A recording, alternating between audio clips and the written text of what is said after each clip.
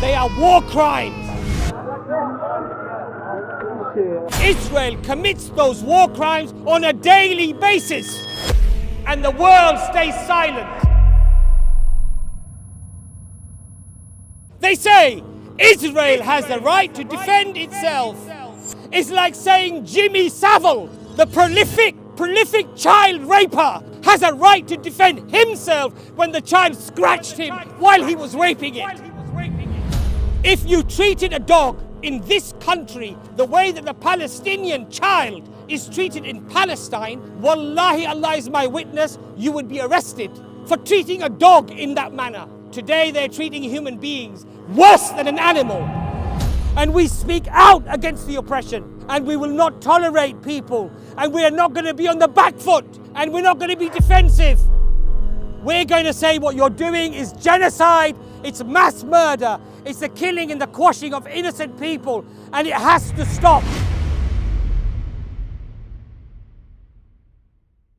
Now we are being told that this current conflict started when Israel was attacked by a terrorist group, as they claim, and they flew over with paragliders and machine guns, and they killed some Israelis. And therefore, Israel has the right to defend itself, and it is now retaliating.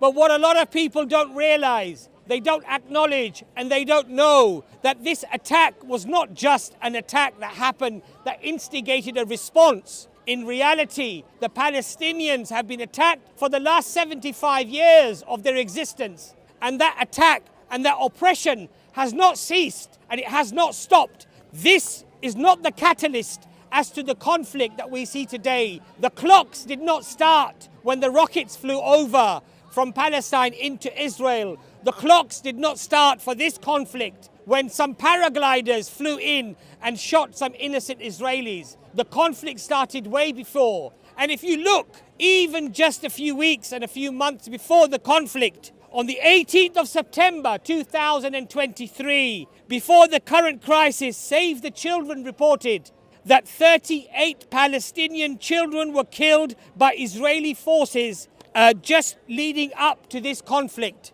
making that the worst year on record, of killing innocent Palestinian children just before this current conflict. So don't be fooled when they tell you that Israel is retaliating. Israel are not retaliating. Israel has always been the aggressor. Israel has always been the instigator, the propagator. It is not the Israelis that are retaliating, but up to now, every retaliation is by the Palestinian people. So don't forget this, my friends. Don't let them persuade you that they are simply reacting to an offensive by the Palestinian people, when in fact they have been the ones who have been carrying out the offensives non-stop every day of the lives of the Palestinian people for the last 75 years. Under the United Nations Charter for the Human Rights, they regard Israel routinely commits war crimes to the Palestinian population, an innocent population that has no military, no navy, no air force, no army, and it attacks them mercilessly on a daily basis. Under the United Nations, my brothers and my sisters, not that I need them to quote to me as a Muslim as to what is valid or invalid, but according to their own charter, according to the very laws that they constructed, they said using excessive force, targeting of civilians, and disproportionate force are all acts and all crimes against humanity. They are war crimes, and Israel commits those war crimes on a daily basis, and the world stays silent.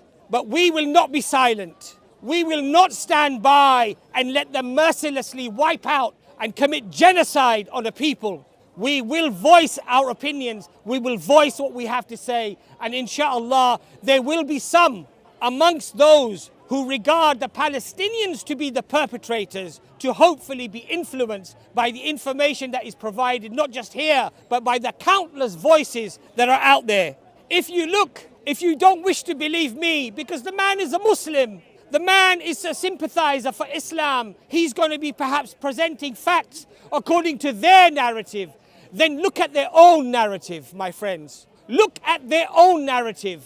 If you study the organization for the Israeli soldiers who are breaking the silence, Breaking the Silence is an organization that catalogues and interviews Israeli soldiers who have gained a conscience and who are speaking out against the atrocities that they are committing on a daily basis. Hear what they have to say. If you don't believe me as a Muslim, believe the Israeli soldiers who are telling us that we deliberately and continuously, on a daily basis, humiliate the Palestinian people. We attack civilians. This is their words, not my words. We stop the teachers going from schools. We stop the children going to schools. We attack them, we shoot them, we humiliate them, we raid them in the middle of the night, waking the children up at gunpoint to make them fear us, to dominate us. These are not my words. These are the words of Israeli soldiers who have gained a conscience. You don't want to believe me, then at least believe them.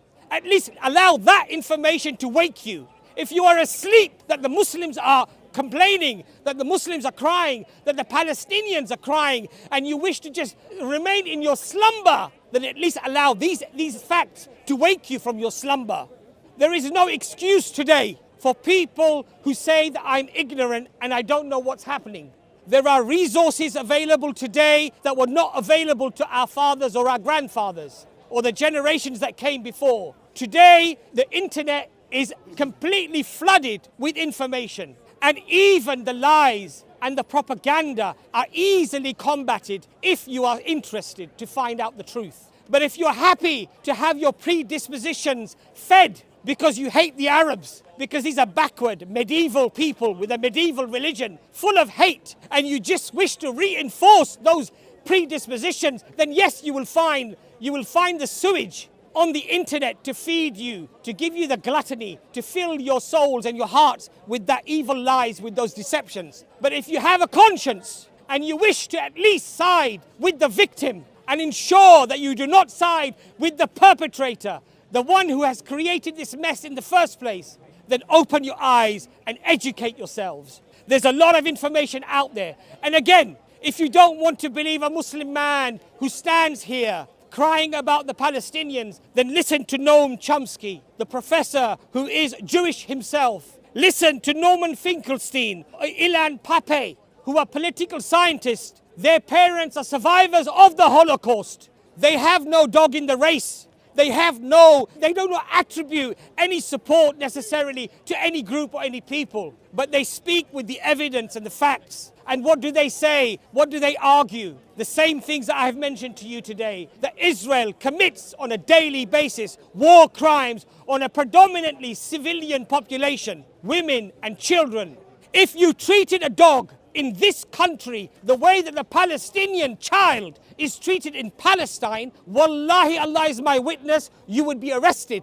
You would be arrested for treating a dog in that manner. Today they're treating human beings worse than an animal, and the world stays silent. The world says, we stand for Israel. How disgusting. What are you standing for? You're standing for a country, a nation, a political movement of Zionism that is aggressively and actively destroying and crushing the dreams of children and women to live in their land in peace. Now people say, let's not talk about figures. Let's not talk about how many here and how many there. Let's just say that both of them are killing each other.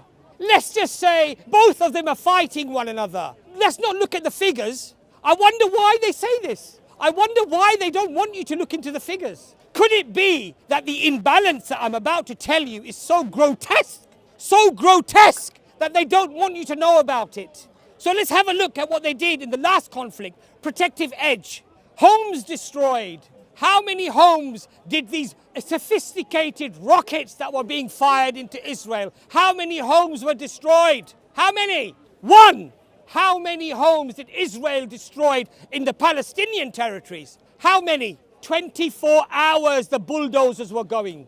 The missiles were flying. How many? One home in Israel, 18,000 homes in the Palestinian territories. So when you don't want to talk about the figures, when you don't want to talk about the numbers, I know why you don't want to talk about those numbers. Because those numbers are damning. They condemn you, they quash you, they crush you, they destroy any remnants of support for Israel. So you don't want to talk about those numbers. The Israelis destroyed 285 kindergartens, nurseries for babies, for children, and one was destroyed in Israel. They destroyed 73 medical facilities in Palestine. 73 in Palestine. How many medical facilities were destroyed in Israel? 0. Duck, zip, 0.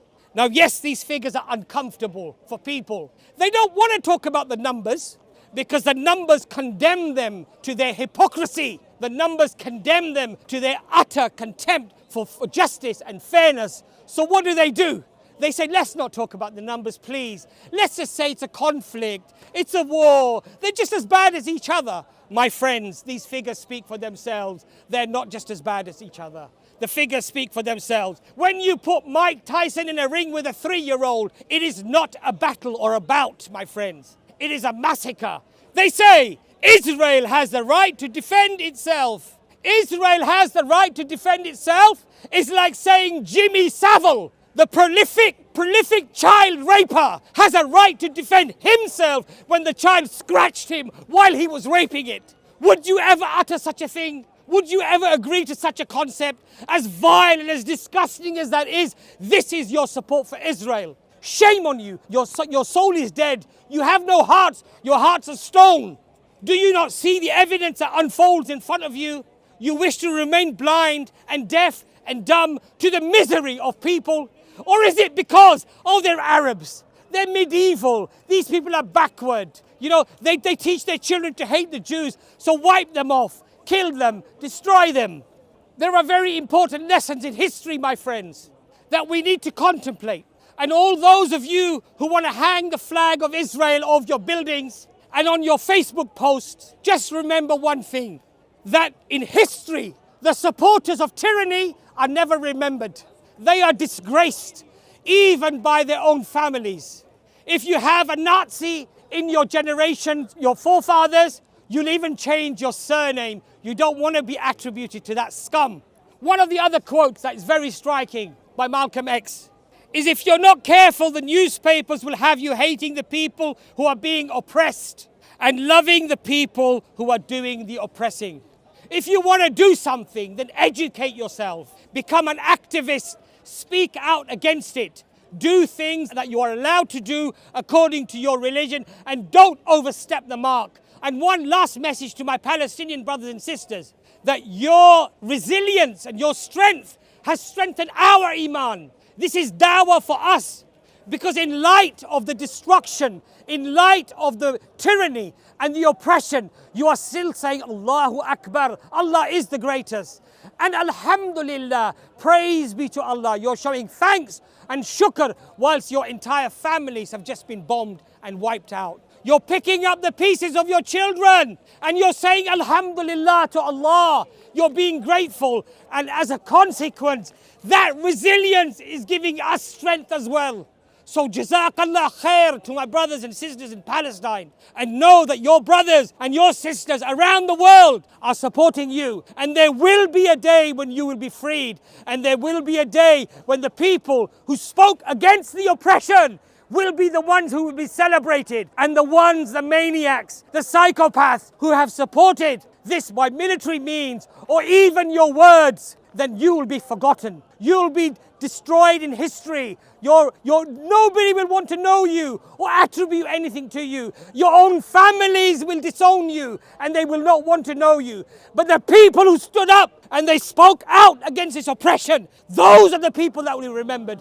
Those are the people that will stand in front of Allah subhanahu wa ta'ala on the day of judgment, and they will say, Ya Allah, I did whatever I could do. I spoke out. You told me there were 3 signs for iman, for belief. You said the first one was to stop it with my hands. I was incapable. I couldn't do that. The second one was that you speak out against it. And the third one was just feel that it is evil in your hearts. So Alhamdulillah, at least we do the first stage and we do the second stage. And we speak out against the oppression. And we will not tolerate people. And we are not going to be on the back foot. And we're not going to be defensive. We're going to say what you're doing is genocide. It's mass murder. It's the killing and the quashing of innocent people, and it has to stop.